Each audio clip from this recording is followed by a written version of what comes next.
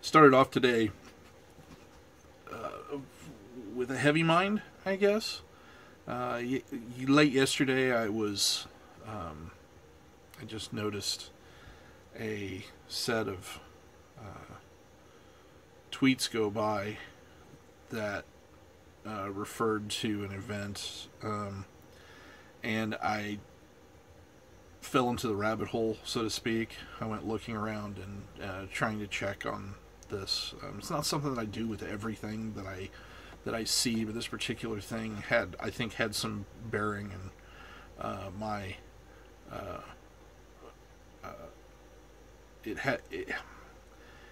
It's something that I felt I needed to concern myself with because of the ages of my children and the the effects of depression and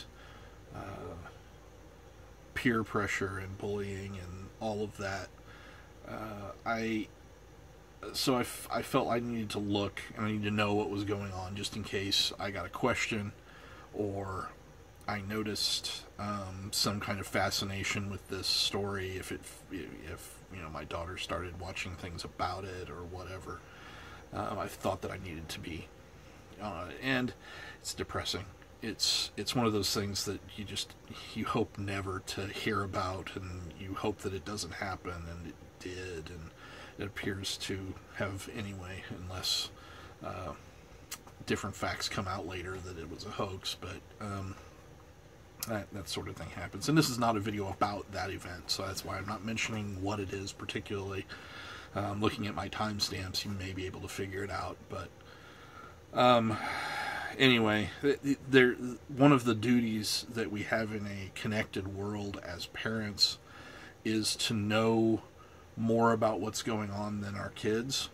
And if your kids are on social media at all, or they're aware of it or what have you. I mean, some people don't understand that YouTube is a social media, but it is.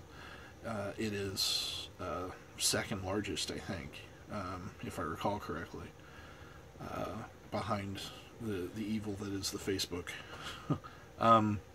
So, it's sort of my job. It's one of the jobs that I've taken on because I don't prohibit my kids from being up on this sort of thing. I think that's one way to go about it. You can just say no, you kids are not going to see or do or whatever, and that would work okay if I wanted to limit myself in the same way, because they're going to see what I'm doing. So I don't feel. I mean, parents can't be hypocritical, but yeah, you can be hypocritical, and I don't want to do that.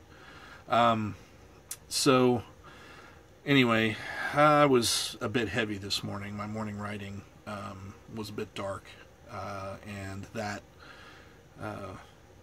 that's one of those. I didn't let it set the tone for the day. But in combination with it being a cold, slippery mess outside, I didn't get out beyond my morning escape that I take every morning. I didn't go and do any of the things I thought I might do, and that was less mood than I decided that I was going to cook up a mess of ham and beans. And that takes some time if you haven't already soaked, which this is not a cooking show, but that is what I ended up doing. I ended up being domestic and cooking and doing some cleaning and writing the kids to make sure that they were getting their own work done, chores and cleaning and what have you. So today was. It's not a bummer. I mean, I made some good soup, some good ham and beans, and my wife is making chicken stock right now, and she's planning on making vegetable soup, and so it wasn't bad. It was the right weather for it. It was a good day to not do anything outside, but I'm going to go out. I have an event to go to, taking one daughter and her friend, too, and the other kids are with my wife at a movie. And yeah, that's pretty much it. I'm thinking I'm trying to keep these 5 minutes ish, and I am working on trying to work on my speech to make it so that it's a little bit more interesting, and not so many verbal pauses. I've got a lot of them right now, and I recognize that. A lot of it's because I'm thinking off the cuff. I'm not really planning out what I'm going to talk about to any extent. If I did, and if I actually thought about what I was doing a clip about, wrote a couple of sentences down to focus, I might not wander around so much. So, anyway, if anybody does dig this up at some point, and wonders where I am, that's pretty much it. I'm still a work in progress, and